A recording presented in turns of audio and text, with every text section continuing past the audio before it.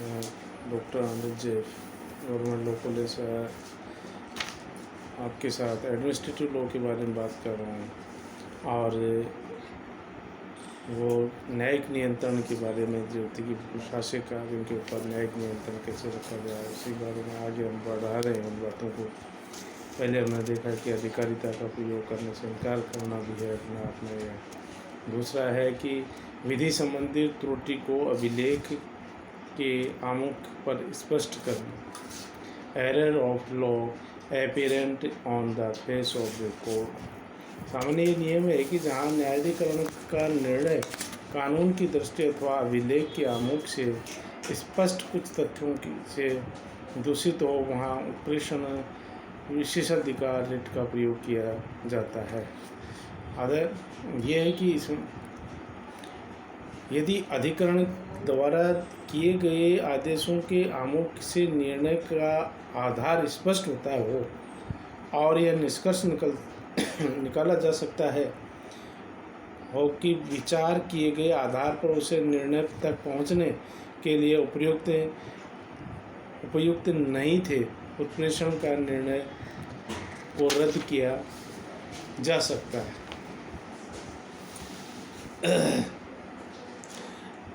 न्यायालय न्यायाधिकरण के निर्णय में हस्तक्षेप इस आधार पर नहीं करेगा कि निर्णय अभिलेख के से स्पष्ट कुछ त्रुटियों को दूषित है।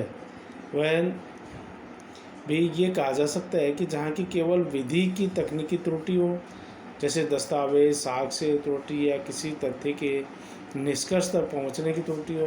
दूसरी बात हम कह सकते हैं विधि संबंधी प्रश्न पर ऐसा निर्णय जिसमें दो विभिन्न मत तथा तर्क दिए जा सकते हों, त्रुटि साक्ष्य के आधार पर लिया गया निर्णय जो गलत निर्णय, ऐसा निर्णय जिसे साक्ष्य की कमी होते हुए भी लिया जा गया हो। तो ये कुछ बातें हैं। अब हम आगे बात करते हैं नेचुरल जस्टिस का यदि अतिक्रमण होता है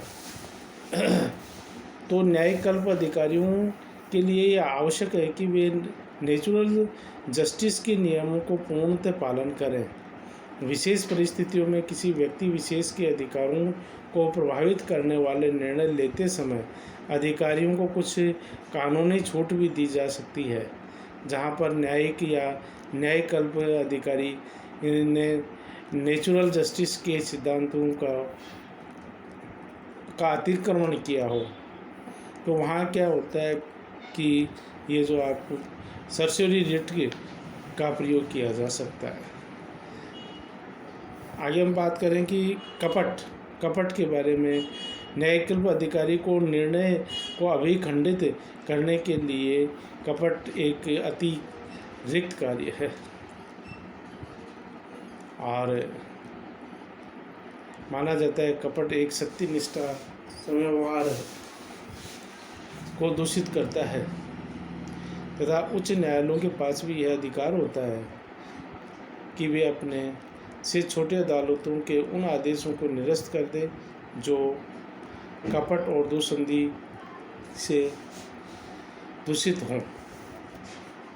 कोई सरकारी कर्मचारी के ऊपर दंड को अधिरोपित भी करना हो सकता है जब अनुशासन अधिकारी और अपीली अधिकारी द्वारा दिए गए दंड उच्च न्यायालय द्वारा न्यायाधिकरण के अंतर्विचार को ठेस पहुंचाता है। तो उक्त परिस्थिति में उच्च न्यायालय को अथवा न्यायाधिकरण के ऐसे मामलों को पूर्व विचार हेतु अनुशासन किए अधिकारी को प्रत्यावर्तित करेंगे।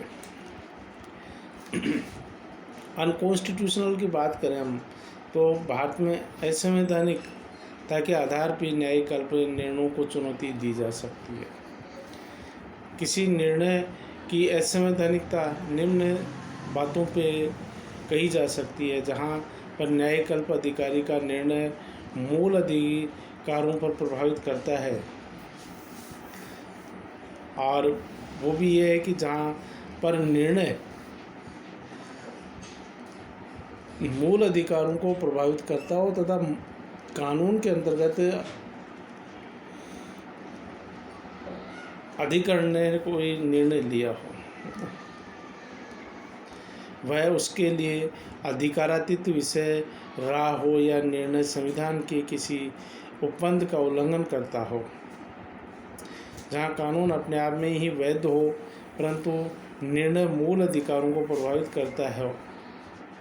नेक्स्ट में हम बात कर सकते हैं जहाँ कार्यवाही शुरू करने वाला आदेश भी असंवैधानिक हो। अधिकरण का निर्णय प्राकृतिक सिद्धांतों का उल्लंघन कर रहा हो। तो ये कुछ बातें हैं जिसमें हम ये कह सकते हैं कि अनकॉन्स्टिट्यूशनल इन बातों के आधार पे मतलब ठहराया जा सकता है कि उनके जो न्यायकल्प अधिकारियों के निर्णय को मूल अधिकारों को क्योंकि वो प्रभावित करता है तो इसके ऊपर मतलब इनको असंवैधानिकता का दर्जा दिया जा सकता है।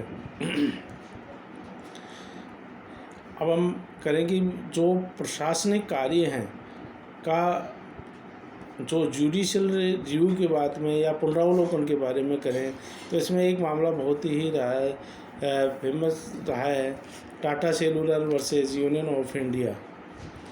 तो इसमें हाईकोर्ट ने न्यायिक पुनरावलोकन की शक्ति के प्रयोग के संबंध में एक बहुत ही मतलब रोचक और निर्णय दिया है कि न्यायिक पुनरावलोकन की शक्ति के प्रयोग का उद्देश्य कार्यकारिणी के अनिवार्य कार्यशैली पर नियंत्रण आरोपित करना है।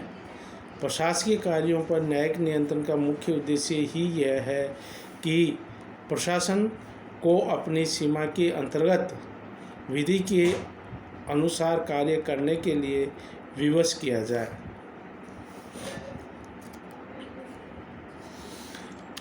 और उनका परीक्षण भी किया जा सके, ऐसा भी उसमें बताया गया है। तो ये मतलब हम कहें कि ये इसके पुनरावलोकन के बारे में भी न्यायपालिका द्वारा बताया गया है। न्यायिक पुनरावलोकन का अपवर्जन के संबंधी ये प्रावधान है कि प्रशासनिक कार्यों का न्यायिक पुनरावलोकन विधान द्वारा अपवर्जित किया जा सकता है। साधारणतः यह है कि समझा जाता है कि कोई न्यायिक पुनरावलोकन किसी वैधानिक नीति के क्रियान्वयन में अनावश्यक देरी करता है। प्रशासन की प्रशासनिक कार्यवाहियों को प्रारंभ करने का एकमात्र जिम्मेदार स्रोत है, इसलिए स्वाभाविक रूप से प्रशासन न्यायिक हस्तक्षेप को पसंद नहीं करता है। एक अलग जो बात है उसके लिए हम कहते हैं फाइनलिटी क्लॉज, जिसको अंतिमता खंड भी कहा गया है।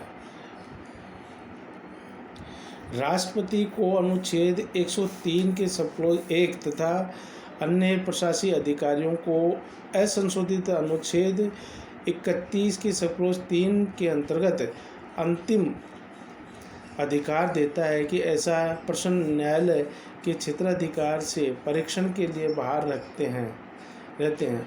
इस प्रकार का अंतिम अधिकार किसी अधिकारी को देने के लिए विभिन्न प्रकार की अभिव्यक्तियों के कार्य रूप में लाया जाता है।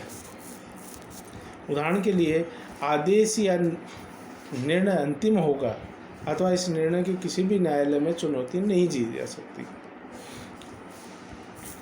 इसमें एक मामला था जिसमें धूलाबाई वर्सेस मध्य प्रदेश राज्य का था और इसमें Madhya Pradesh sale tax act 1950 के तहत कुछ अधिसूचनाएं जारी की गई और जिनको संविधान के अनुच्छेद 301 के उल्लंघन होने के कारण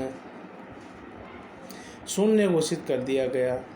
इन अधिसूचनाओं के अंतर्गत बकाया कर की वसूली के लिए वाद दायर किया गया, किंतु अधिनियम की धारा 17 में अधिनियम के अंतर्गत जारी किए गए आदेशों के संबंध में अंतिमता का खंड प्रदान किया गया था और यह कहा गया कि उसके संबंध में न्यायालय में कोई भी वाद नहीं दायर किया जा सकता।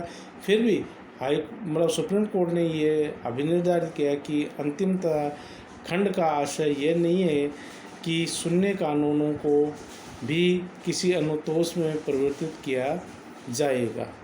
तो ऐसा इसमें सुप्रीम कोर्ट ने कहा। और एक अन्य मामला जिसमें कि मद्रास राज्य बनाम बसपा के मामले में भी बासप्पा के मामले में भी राज्य के विरुद्ध वाद का प्रश्न उठा, जिसमें कि मद्रास सामान्य बिक्री कर अधिनियम ने अंतिमता का अधिकार अपीलीय आदेशों को दिया था।